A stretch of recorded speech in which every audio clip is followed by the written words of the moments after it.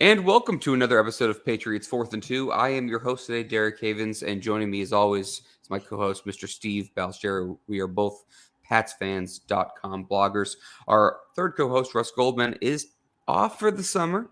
He'll be back probably periodically, I'm sure, to give some hot takes. Him and I can argue and pull each other's hair, but for now, it's just Steve and Derek, just like last year. It's about draft season. This is where usually Russ kind of kicks his feet up, and Steve and I go to work for what we just love this draft time period. Now, we're going to get into our regular prospect breakdown like we've been doing the last few years, kind of going position by position next week. Today, we have a ton of things to talk about. We got all the Patriots transactions, a lot of news around the league, and some interesting topics to discuss. Steve, before we get started, how are you doing today, man? I'm doing well. I mean, it's been an interesting free agency period. Then we had the news of Donta Hightower today. Yep. But I think, this is always an interesting time of year. And of course, the Patriots are the subject of everyone's free agents. So, sure. It always seems that way, doesn't it?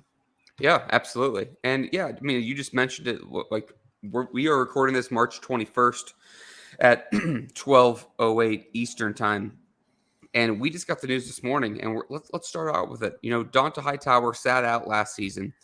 We all kind of figured that he was retired. He makes it official this morning, Steve. And if you don't mind, I'll just quickly just share my thoughts. I feel like, one of the best draft picks of Bill Belichick's career. He totally lived up to the first round hype. He was able to, play all over the field, be a leader on the field.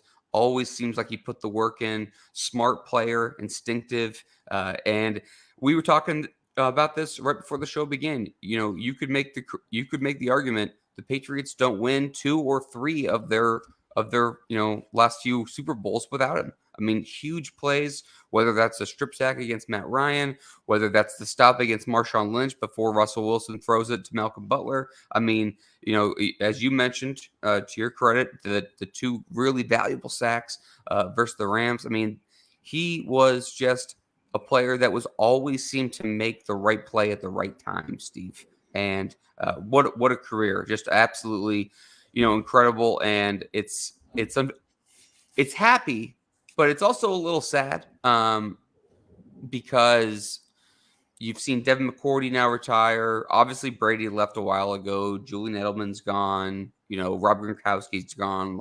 Matthew Slater's probably on his last year. It just seems like that chapter of players is, basically over now. And not that I'm not breaking any news to anybody else, but it does kind of feel like it's just a different era now, Steve. Like a page is turned with yet another one of these players from that second kind of dynastic run, walking away. But again, congrats to Hightower. Steve, give me your thoughts. Yeah, I think you hit the nail right on the head. I think he was one of Belichick's best draft choices. Definitely. And he fit what they needed him to do perfectly.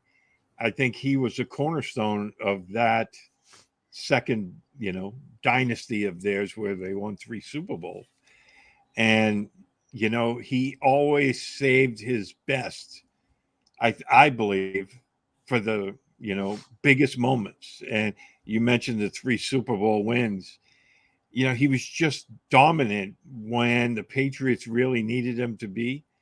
And he may not be a Canton Hall of Fame football player, but he was definitely a Patriots Hall of Fame player. No doubt. I mean, he did everything they needed him to do and more. He was a leader on and off the field. And, in that aspect, he reminds me a lot of Willie McGinnis, who, always saved his best for the big moments. And, what a fantastic career he had. And, hats off to him.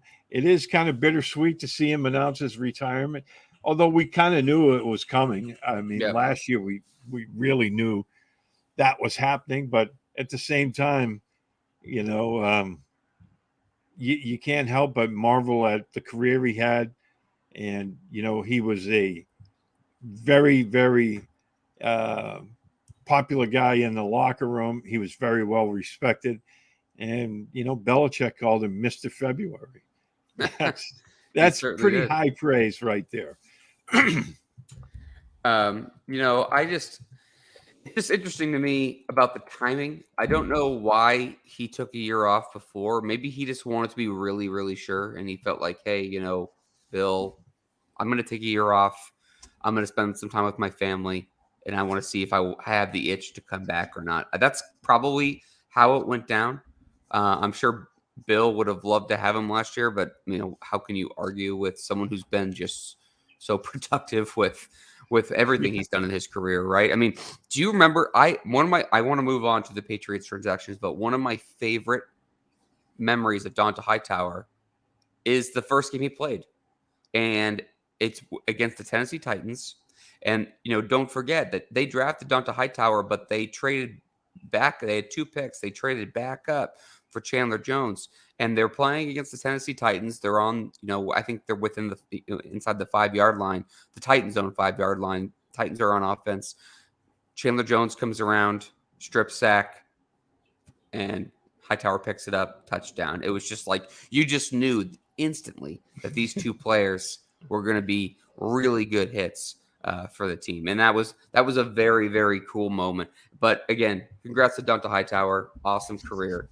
We will certainly miss him, but we'll see him in a red jacket down the road.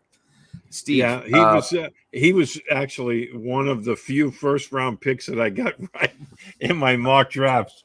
I had the Patriots picking him. So oh yeah, yep. But we have been pretty good over the years. You can check the receipts; they're all online. But that's one that definitely is on the hit category, no doubt. Just want to stop real quick and say again, I'm Derek Havens. We got Steve Balsherry. We're both PatsFans.com bloggers. Please check out PatsFans.com. Ian Logue does great work. And please subscribe on YouTube and Apple Podcasts. It helps other Patriots fans find us. All right, Steve, back into the Patriots transactions here. So we have a ton to talk about. And I had a list. If you want to check your DM, Steve, I just sent you a list of everything to talk about. All right, so we're going to start with the additions. All right, so first of all, additions so far. We got Juju Smith-Schuster. We got Calvin Anderson, Riley Reef, both up at the tackles. All right, we got James Robinson, the running back, Mike Gesicki, the tight end, and we got Chris Board, the special teams linebacker that Bill Belichick absolutely loves. Your choice, where you want to start. let's start right at the beginning. The first guy they signed, Anderson, Calvin Yep. Anderson. Yep. I think that was a position in need. They know they needed to upgrade. Excuse me, at tackle, and they started with him. And he's got some upside. I don't know if he's going to be a starter with the Patriots, but at the same time, he did start 7 games last year. So, I mean, he has the potential to be a starter. Whether or not he will be, I don't know, but he would make a very good swing tackle if he does not. Yeah, and I thought this is interesting. So you have Trent Brown on the roster, who is hot and cold, a little unreliable. Connor McDermott, who they are bringing back as well, who I thought was good, not great. He was fine. Probably was their best right tackle last year. Then you add Riley Reef, solid veteran. I wouldn't write home about him, but I mean, solid veteran right tackle. You have Calvin Anderson, right tackle. To me, Steve, what I see right now is them doing a lot of depth. There's no long-term answer here. Okay. And so I would really, really bet they are going, off to tackle early in this draft, first or second round, based on these moves.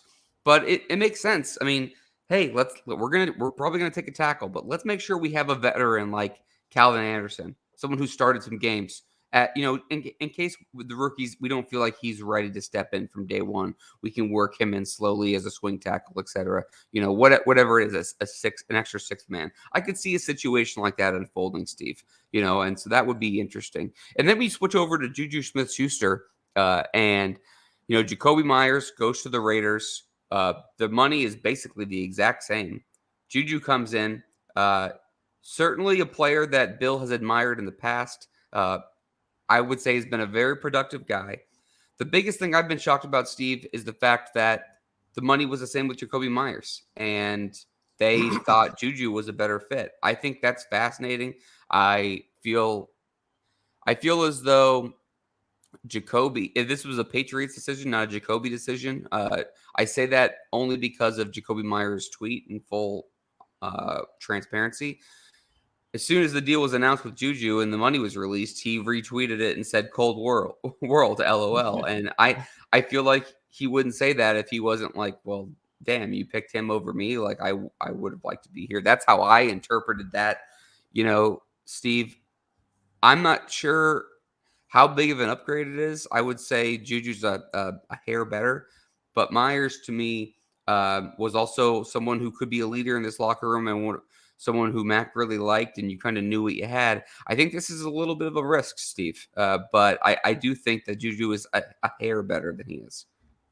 Yeah, I mean, it is a little bit of a risk because you don't know how well he'll fit in with the Patriots offense.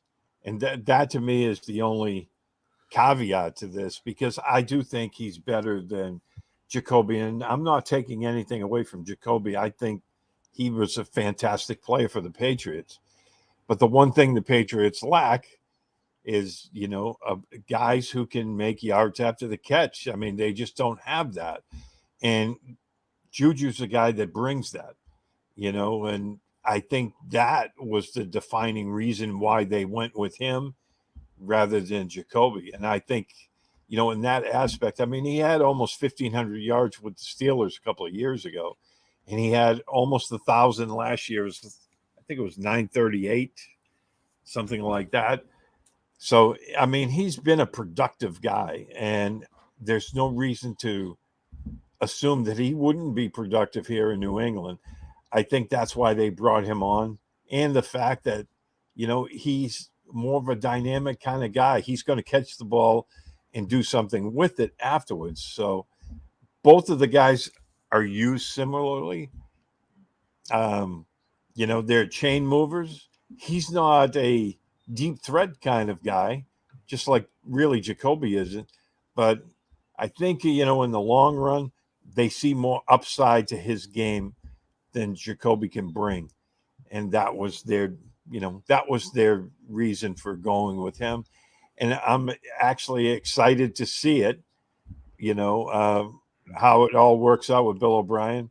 But it was funny to me because a lot of the people, fans, media, both, that were,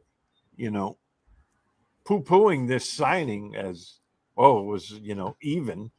They were the same people a few years ago were like, why can't the Patriots develop a guy like this? When he was with Pittsburgh, I remember there was so many tweets about that. Why can't Well, they? It's the same people who were complaining about all the special teams players being signed, Right.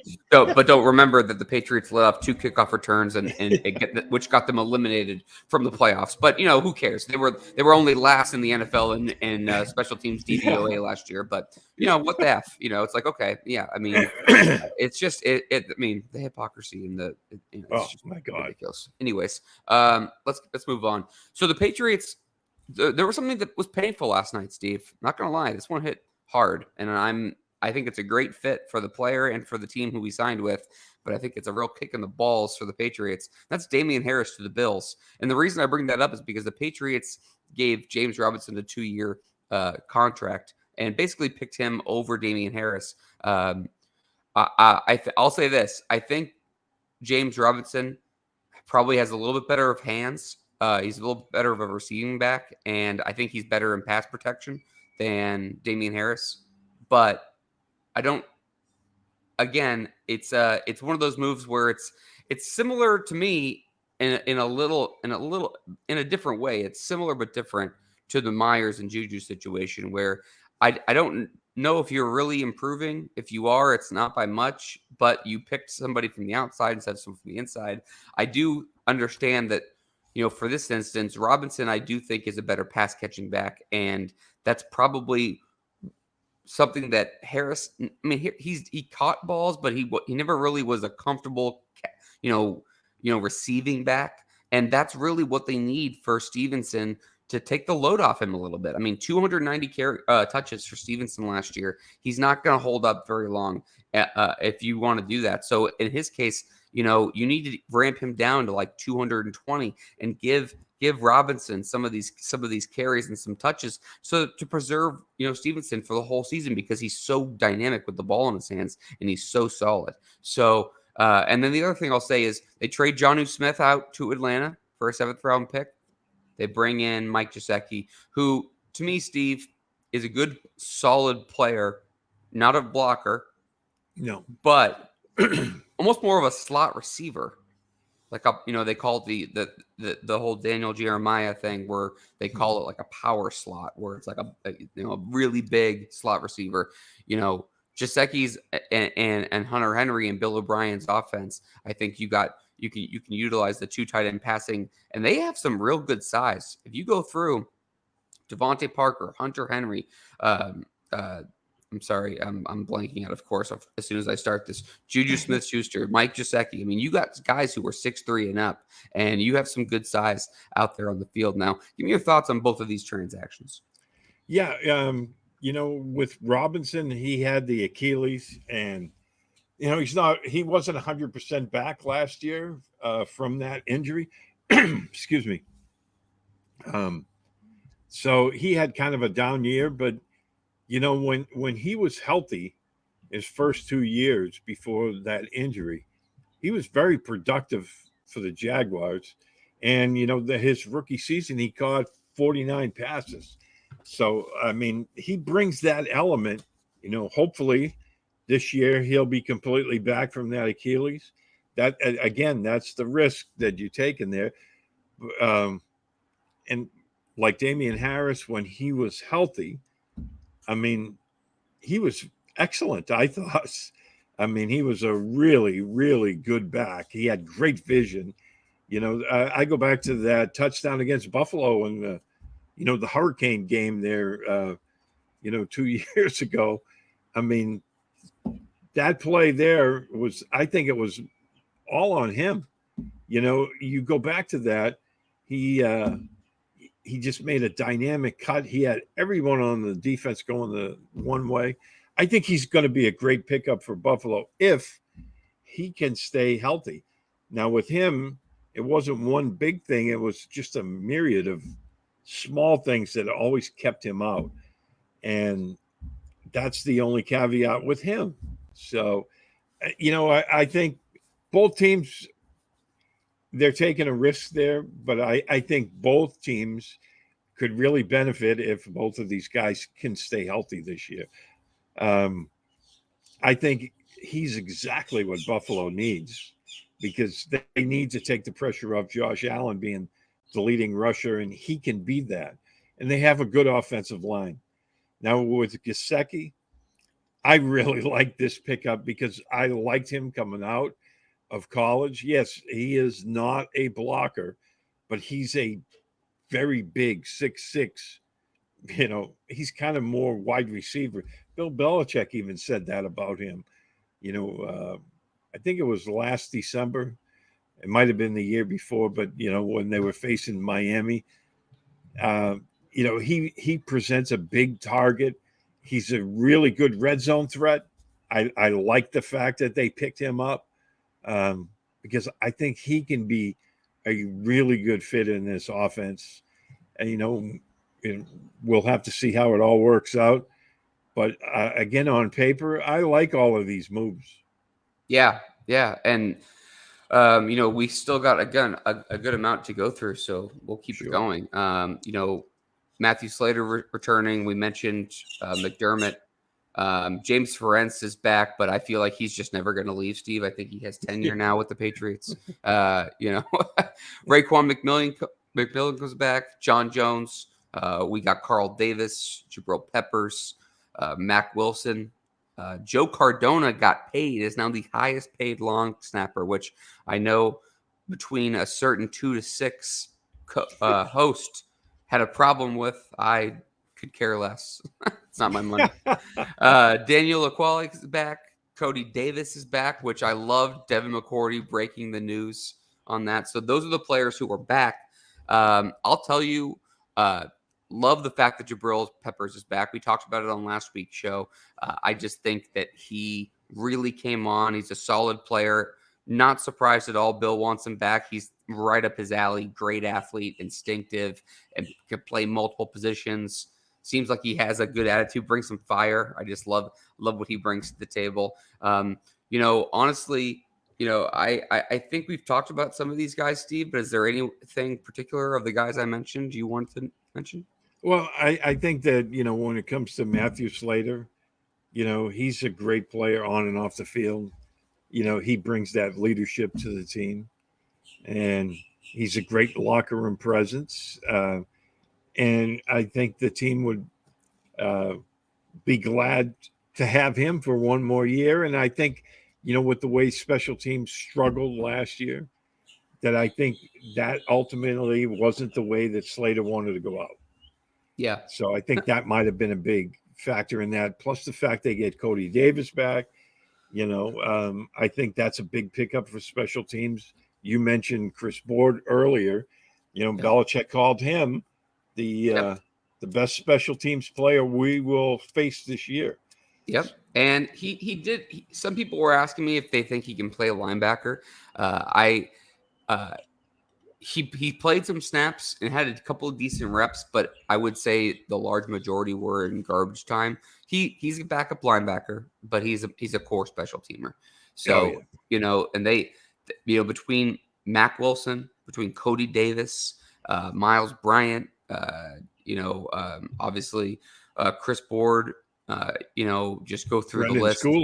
Brendan Schooler, Schooler, of course, they have some pretty good special teamers now. Again, I know people get annoyed with it.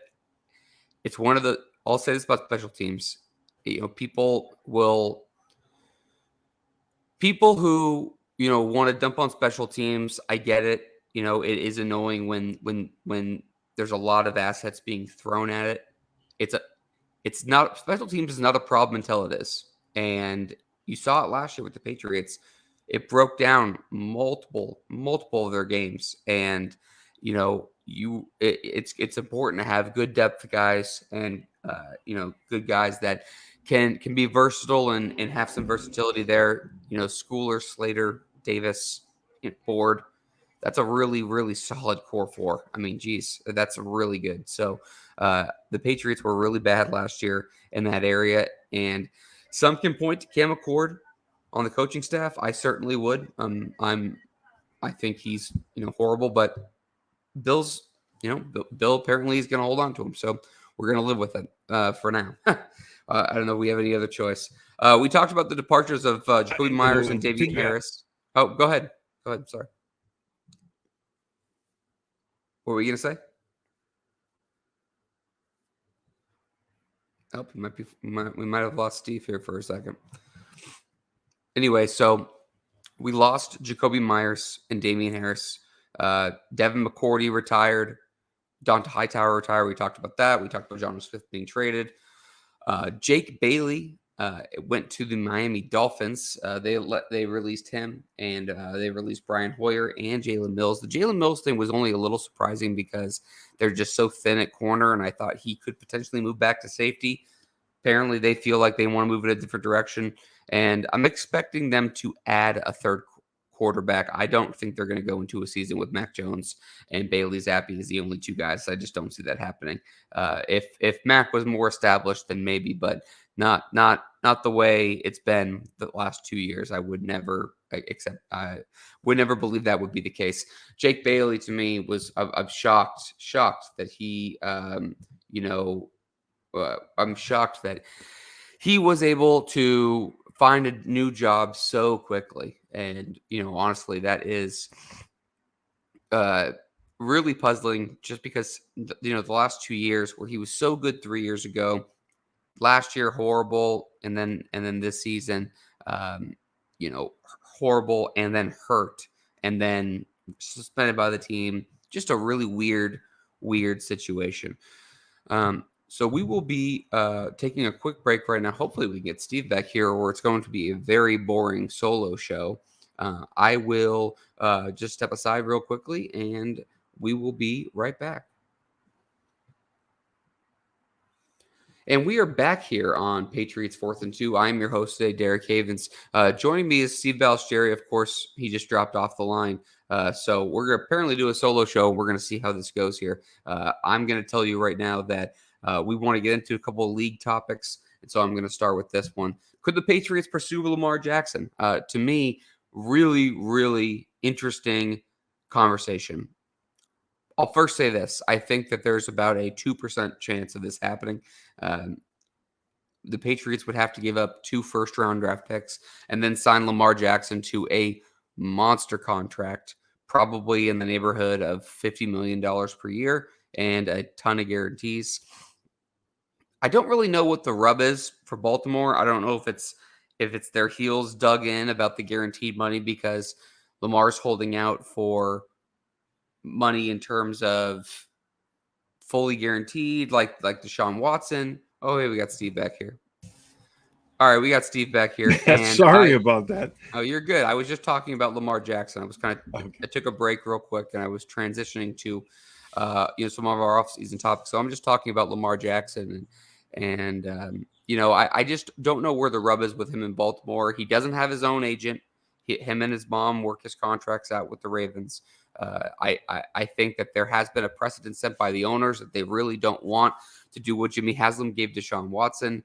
I don't think there's any collusion necessarily. I just think it's a precedent that they kind of set. And, I am surprised, though, with how many quarterback needy teams have kind of said, no, we're good. And I don't, again, Steve, I when you were offline, I gave it probably like a 2% chance, but I do find it interesting that like random reports keep getting thrown out that maybe the Patriots could kick the tires. 2 first rounders for a very good player isn't too much, Steve, but you do have to pay him. Give me your thoughts, Lamar Jackson to the Patriots. Yeah, I don't give it a very high probability of happening, but I wouldn't put it completely out of the realm of possibility. The guy is an MVP, a prior MVP of the league. He's a dynamic player, as we saw last fall. Yep. I mean, he can run, he can throw. And if you look at Baltimore, other than Mark Andrews, they didn't have dynamic playmakers around him. I mean, I think he can be even better. It would be interesting if the Patriots felt the same way, but I don't know. We'll have to see how this all plays out. But right now, I don't give it a high probability of happening just because that, they do have other holes to fill on the roster. And, would they be willing to give up a first rounder this year and next? I'm not so sure. But yeah, I mean, it'd be a really, really big move. I just think it's a franchise changing move. I mean, you're talking about draft capital, big contract, offense. You're going to have to shift a little bit. I will say that Bill has kind of shown in the past. Chris Board comes to mind, Steve, who we just talked about. Players that give Bill trouble, he's interested in. He's like, okay, these guys, and Lamar has given the Patriots a ton of issues. Oh yeah. Okay. And look, has he been perfect? No. And did he miss a lot of games last year? Yes. I think he probably could have played some of them, but I think it was contract related. But I just thought it was interesting. Joel Shapiro checks in. The Jets should sign Lamar instead of Rodgers. I 100% agree. I think that would be a great move for the Jets. Him, yes. Breece Hall, the weapons they have around. He's got Conklin. He's got a great defense. That would be a cool fit for the Jets. I would hate to see that, but Joel, that's a great comment. I totally agree. All right, Steve, let's move on to another hot button topic. Obviously, every single Patriots fan agrees with each other on this one. Should the Patriots trade for DeAndre Hopkins or Jerry Jeudy? And if not, should they sign Odell Beckham Jr.? To me, I've said this to you. I've said this before. I love DeAndre Hopkins. He's a really good player. This is not enough to get it done. I am standing firm on my hill. I am not giving up more than a third-round draft pick for DeAndre Hopkins. I will give a third and later picks. I'm not giving up a first or second-round draft pick in any draft for a 31-year-old receiver when this team is not a receiver away from winning. This team, I understand people are saying, well, if the Patriots gave a second for Mohamed Sanu, they certainly can for DeAndre Hopkins. It's not the same thing. You don't have Tom Brady. You're not a Super Bowl contender. You are not at that point. You are a young team that needs young assets, building blocks. You get those in the first or second round, or you should. And, Jerry Jeudy, you could talk me into a second round draft pick. And came from Alabama. Seems like a player that could play, inside and do some nice things, kind of move around a little bit, can get some separation. Is a little bit different for some of the guys that they have right now from a physical standpoint. Okay, you could talk me into that. But Steve, I'm really, really strong on this. Odell, I wouldn't be totally against. I know this will just cause Russ to just rant later on Twitter. I wouldn't hate it, Russ. I wouldn't. Okay, he would be someone who's a little bit different. I think he showed something for the Rams last year that he still has something in the tank, and they could use one more piece. And if they can't find it, he wouldn't be the worst thing in the world. I really don't think so. Steve, give me your thoughts. Yeah, I'm in total agreement with you on Hopkins. I think Hopkins is outstanding. Yeah, I love him. Yeah. But at this time and place, I don't think he's the right guy, if that makes any sense whatsoever. I think, at this point, you're building up your team. You've put some nice pieces together. I think getting a fast young guy like Jerry Jeudy, a guy who played in that Alabama offense, would, and I believe he would have the opportunity to grow with Mac. Whereas I think Hopkins is more, he's more of a 1 or 2 year rental at best. I don't think they're going to keep him beyond that because of his salary. Now, we all know that if they sign Jeudy, he's going to want to get paid himself. But I think you have the opportunity to have more, I think, long-term success with him. And again, he brings that element of a dynamic playmaker. I mean, he's the kind of guy that can catch a 5 or 10 yard pass and take it to the house. I'd much rather go with him than Hopkins at this point. I mean, if they end up signing Hopkins or make a trade for him, I wouldn't think it's the end of the world by any means. The same with Odell, but I'd rather have Jeudy actually than either one of those guys. Okay, interesting. Yeah, no, I mean, I totally get it. I understand. I totally understand where Patriots fans come from when we're talking about these players. I do think that they need something. My whole thing is, and you can disagree with me. I just feel like they really need to get young assets. That's my whole thing. It's like, look, if you want to give up a high draft pick for a player like a DeAndre Hopkins, that's fine. But you have to realize this is someone who's going to be here for a short-term period of time. And I'm looking at it as I would rather draft a receiver in the first or second round than give up a high draft pick for a player who's only going to be here for a couple of years. I mean, you're talking about flipping a roster, getting younger, and this has been happening over the last couple of years. And it's going to take probably 1 or 2 more years. And if they make the right moves, they'll be back in contention. But this is just not. It's just not the time to give up a first or second rounder for Hopkins. Again, I don't know if a third gets it done. Arizona's asking prices for a second. maybe they do a third and like next year's like fourth or fifth or something. Okay, that's fine. If they want to do that, that's fine. If the Cardinals take it, great. I don't think the market for Hopkins is crazy high because it would have been done by now. It's been over a week. So I mean, I think that kind of speaks to it a little bit here. Let's move on though, Steve. Have some division news. AFC Beast could get even stronger with Aaron Rodgers basically saying, I'm going to the Jets or I'm going to retire. The deal is not done yet. I think there's some haggling over compensation for the Jets and the Packers. It is fascinating, though, Steve. Last week was 15 years to the week that Brett Favre and the Packers split up. And now you have Aaron Rodgers saying basically he was 90% sure he was going to retire.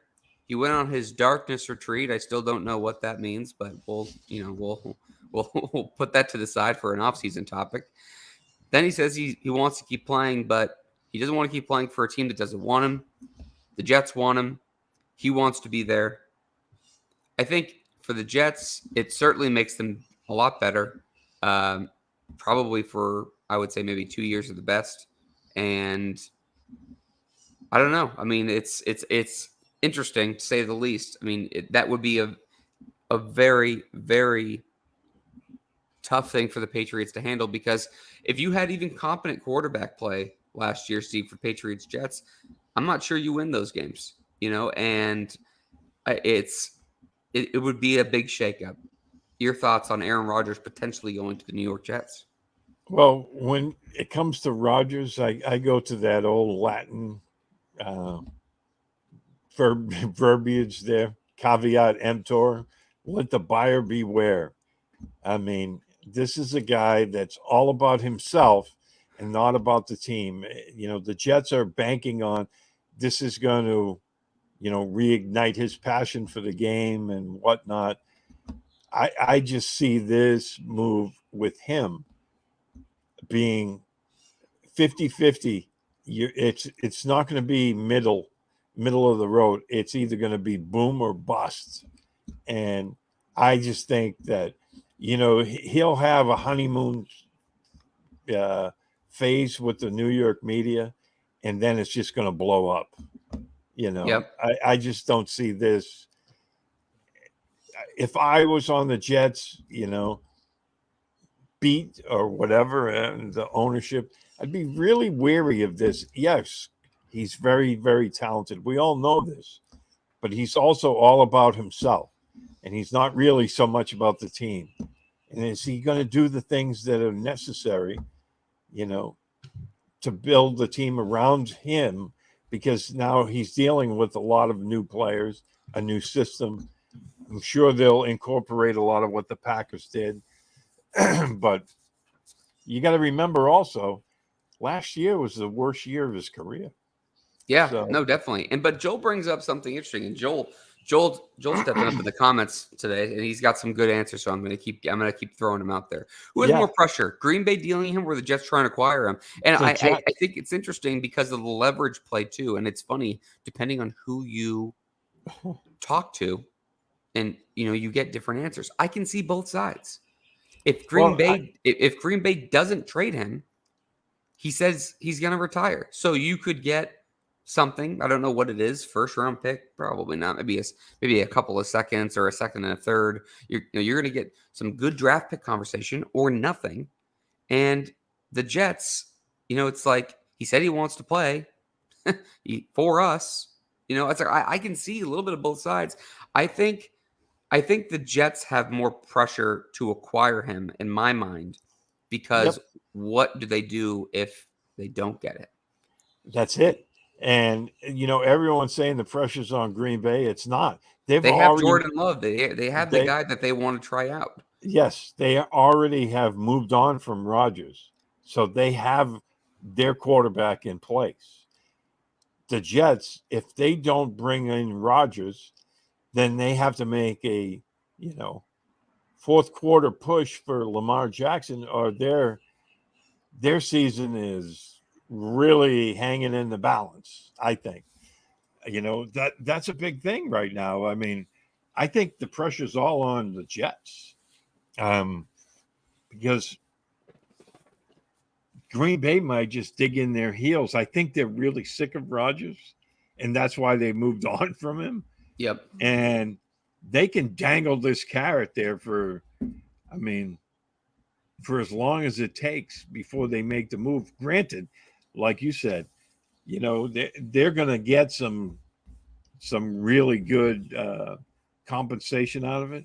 But at the same time, the longer they wait, the more the Jets will have to pony up something else because, I mean, at this point, they can't go back to Zach Wilson. Well, they can't go back to Zach Wilson, and the Packers know that. However, the Packers also have the draft coming up, and if you know you're going into the season with Jordan Love under center, you want draft capital and assets that are going to help you this year moving out of the Aaron Rodgers era, not wait until next year. So it's almost like a game of chicken, Steve. It's like, and I don't know who's going to blink first. It seems like it's going to happen. I'll be shocked if it doesn't. I think it's going to be a total train wreck. I can't wait to watch. But I do think the Jets will be a better team. I've really liked how Joe Douglas has built that team. I think that they have done a nice job in the draft the last few years, and I respect that. But they have lacked the quarterback position. Rodgers, I think, will be an upgrade. I don't know by as much as some people think. Maybe he'll be actually motivated to try. It seems like he never even cares to try. But maybe he'll be motivated, coming out of this year because, like you said, he's coming off the worst year of his career. And he just has such a I don't give a shit meter, but it is what it is. Any final thoughts on this, Steve, before we go to the draft? No, I really think that, that this move isn't a slam dunk that especially Patriots fans, I've seen nothing but, gloom and doom for New England if Rodgers goes to the Jets. Like, oh, they're last in the division, guaranteed. I don't think that's necessarily true. I don't. I mean, yeah, could it turn out that way? Could Rodgers, reignite his career? Certainly. But is it going to happen? It's not a slam dunk. Yeah, absolutely. All right, let's go to the draft. I totally agree with what you just said. But I do want to talk about the draft. I'll probably spend 15 minutes or so on this. I would say, for one, I'm very, very excited that we are in draft season. I am really, really looking forward to talking about some of these prospects. And I'll have to look at the timeline and we'll break down. I don't know how many positions we're going to do each week, but as I mentioned at the top of the show, we are going to do our traditional, breakdown in terms of prospects, talk about some guys early, middle, and late at each position, some guys that we like. Steve, let's open it up with this. Who do you think in the first, you could call it 1, 2, 3 rounds, whatever you want to talk about, no pressure. What positions do you think the Patriots could be targeting right now as we stand here today on March 21st? Well, I think if the draft happened tonight, I think it would be corner. Now, you could sell me on the idea of a stud, offensive tackle, but you could also sell me on Bill going against the grain as he normally does and get a stud defensive player. He's drafted a lot of defensive tackles early. So I think you could sell me on any of those. But I think if the draft happened tonight, they would be looking for one of the top cornerbacks. I think there's 3 right at the top of the draft. Yep. And I think you can't go really wrong with any of those guys. And I think if one of those guys is available, they'd go with him. I'm with you. I love Christian Gonzalez from Oregon, Devin Witherspoon from Illinois, and Joey Porter Jr. from was it Penn State? Or was it Pitt? Pitt, I think, right? So I'll double check that. It's one of the piece. But either I really like all 3 of those guys. Daniel Jeremiah had his mock draft come out this morning. Had the Patriots taking Texas running back Bijan Robinson over Ohio State tackle it was Paris Johnson. and over Broderick Jones, the tackle from Georgia. And I would hurl myself off my balcony because Oh, I think Bijan Robinson is a tremendous player. But the Patriots could not afford to take another running back in the first round over a tackle right now. Not in the position to do it. Not in the position to do it at all. Steve, like you, I think cornerback is right there. I mean, I think it's cornerback and tackle and receiver. You could sell me on any of those three. Cornerback and tackle to me are, as much as I think the Patriots need to add another receiver, cornerback and tackle are more urgent in my opinion. Cornerback to me probably the most. I you so people think you drafted two corners last year. You just re-signed John Jones. Okay, who else do you got?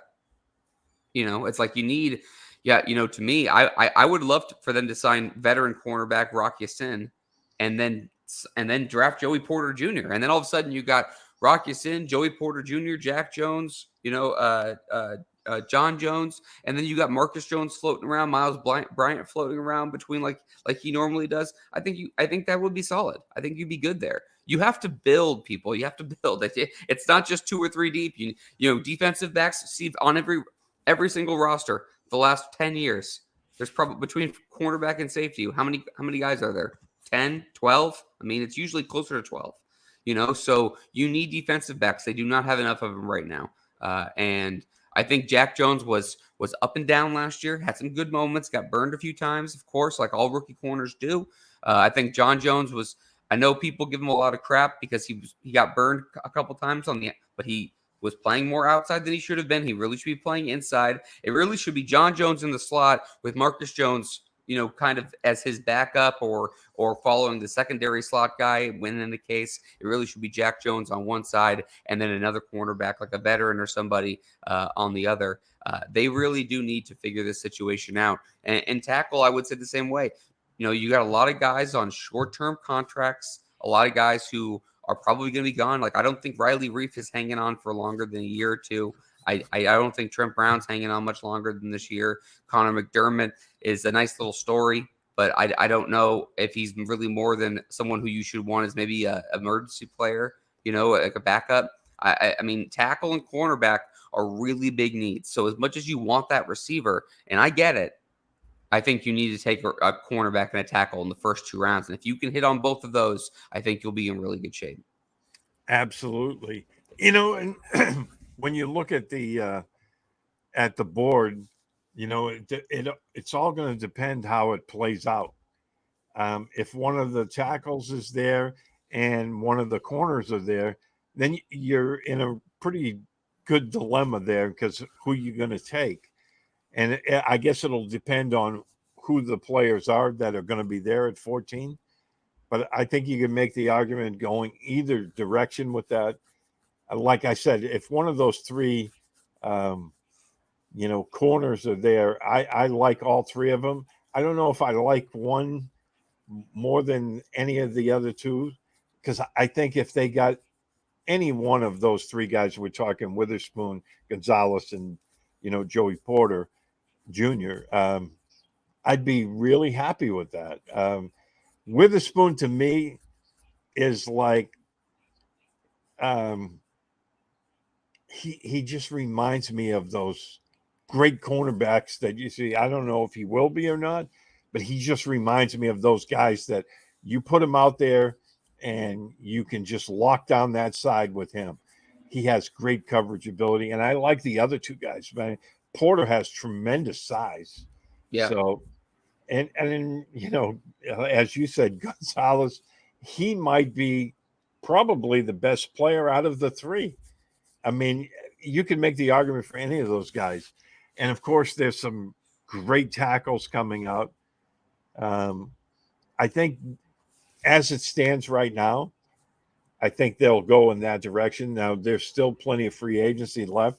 Yep. We don't know if they're going to pick up another wide receiver or they're going to pick up a corner somewhere, or another tackle. Who knows? Yeah. No, there is some time. Let me ask you this: and feel free to disagree. You and I hardly ever do, but if you do, please share your thoughts.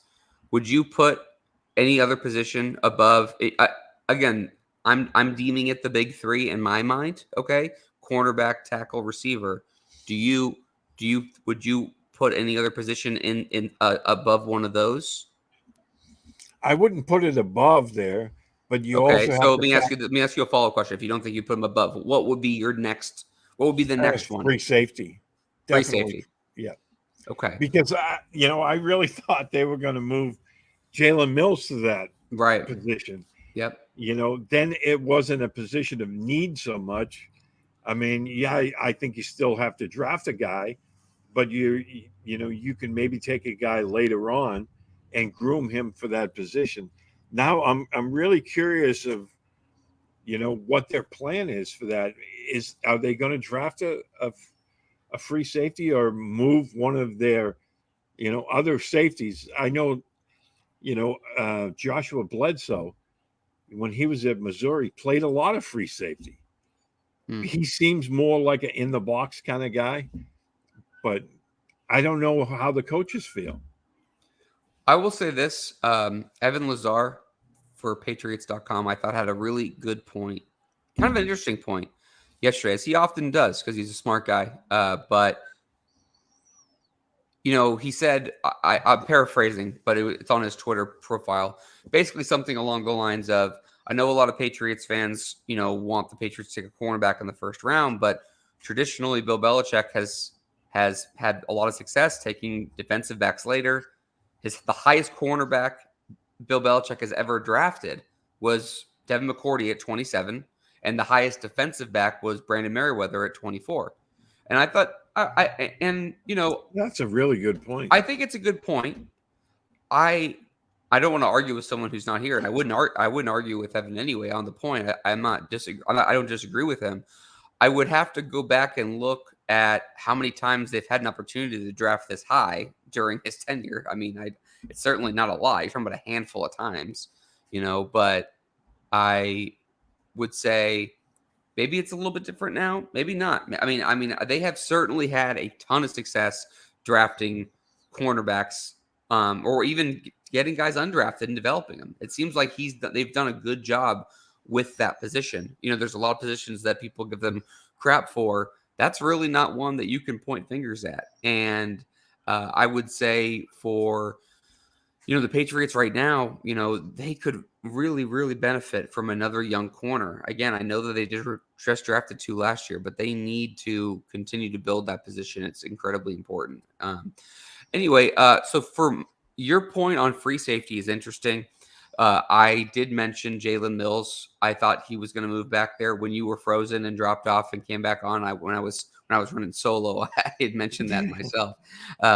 And so that's interesting. I thought it was interesting having Devin McCourty share insight. Someone asked him if they thought, they needed to, bring in somebody, and he thinks that they have the guys on the roster that can do that. He actually thinks that it could be to their benefit because everyone knew where he was going to be, and those other guys would move around a lot and bring something different to the table. I thought that was an interesting perspective. So I think Bill Belichick might have had his phone for that tweet though, so I'm not sure. But as far as the rest of the draft goes, Steve, I don't know what positions we're going to start with next week, but I do want to talk about one other thing too. And that would be tight end, which I think now is creeping into the put it on, I not be shocked category anymore. You have Hunter Henry, you have Mike Gesicki. Gesicki's on a 1-year deal. Hunter Henry has what this year? Just one more year left as well. Yep. So you have They're two both tight free ends. agents next year. Yep. 2 tight ends that are going to be free agents next year. I mean, I wouldn't be shocked I'd be actually surprised if they didn't take one probably in the 3rd or 4th round at this point, Steve. What do you think? I think that's definitely probably going to happen in the draft this year because with both of those guys, possibly leaving next year, I mean, you have to build up something for next year, and why not bring in a young guy that can, maybe this year they drafted like more of a blocking tight end, where Henry and Gesicki aren't really known for their blocking. I mean, they'll get active, but that's not their strength. Their strengths are receiving. Yeah. So I think this year maybe draft a guy who's more known as a blocker. And then next year, depending on if they can keep either one of those guys, then you go for a guy that's going to be a receiver. Yeah, no, I totally agree. I mean, yeah, I just think that's a need that has gotten a little sneaky here, where you're, yeah, I don't, I'm not saying that, Hunter Henry or Jaceki are going to be gone after this year, but they are going to be free agents. So it's something that you have to think about. And I do think there are more pressing needs. That's a need a year from now. I Mm-hmm. do think there are more pressing needs currently, but I do think that it's something that Patriots fans should be, keeping their keeping their eyes on a little bit. And Absolutely. somewhere around the world, Claire Cooper just had her ears perk up because we mentioned the tight end. So what's up, Claire? Anyway, Steve, let's go final thoughts here. We're gonna talk about more of the draft stuff next week. Give me final thoughts on today's show. Yeah, I think that so far, I think um,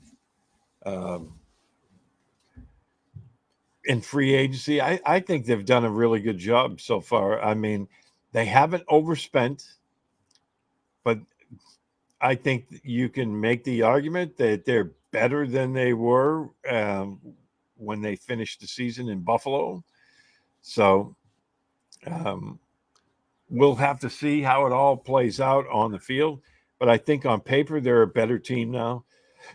I like the moves that they make. I agreed with um, dumping Johnu Smith because they didn't utilize him. Yeah, I mean, Yeah, it was a failed experiment. There's no other way to put it. yeah, and I don't think it was so much on Johnu as it was on the coaching staff that I mean, they only targeted him 38 times last year. So if you're not going to use the guy, then save the cap space and bring in another guy. And I like Gasecki and I like Juju. So I think those two moves, yeah, you can make the argument either way. But at the same time, I think they're improvements on paper.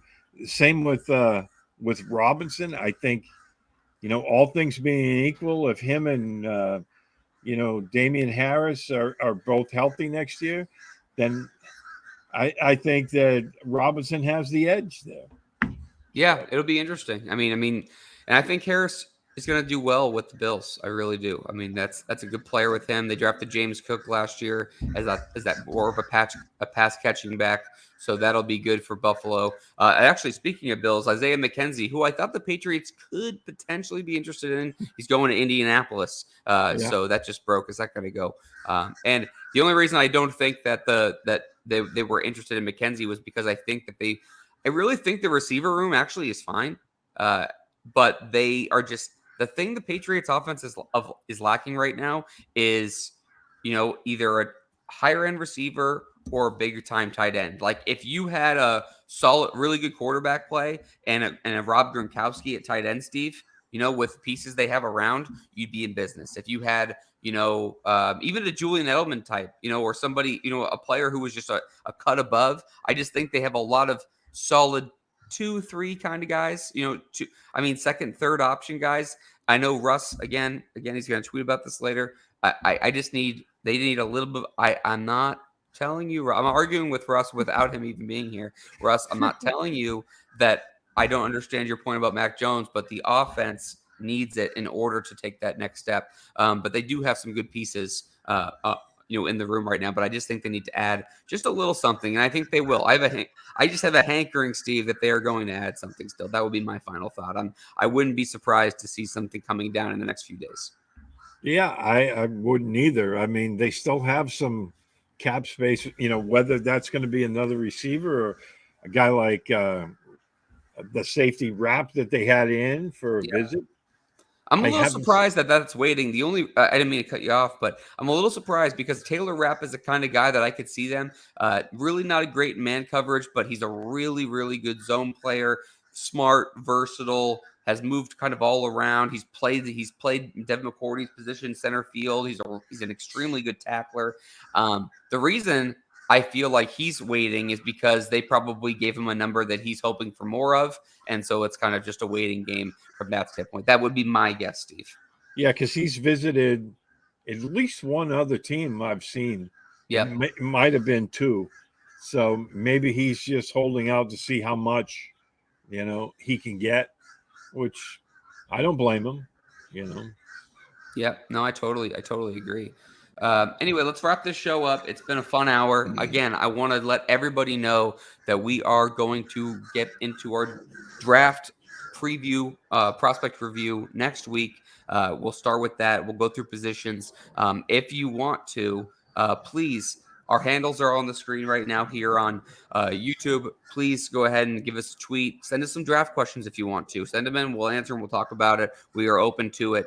I also want to say, again, thank you for everyone listening to Patriots 4th and 2. Again, Steve and I are both PatsFans.com bloggers. Subscribe to us on Apple, YouTube. Like, share, leave us a review. It helps other Patriots fans find us. I hope you all have a great week, and we will talk to you next Wednesday at our normal time.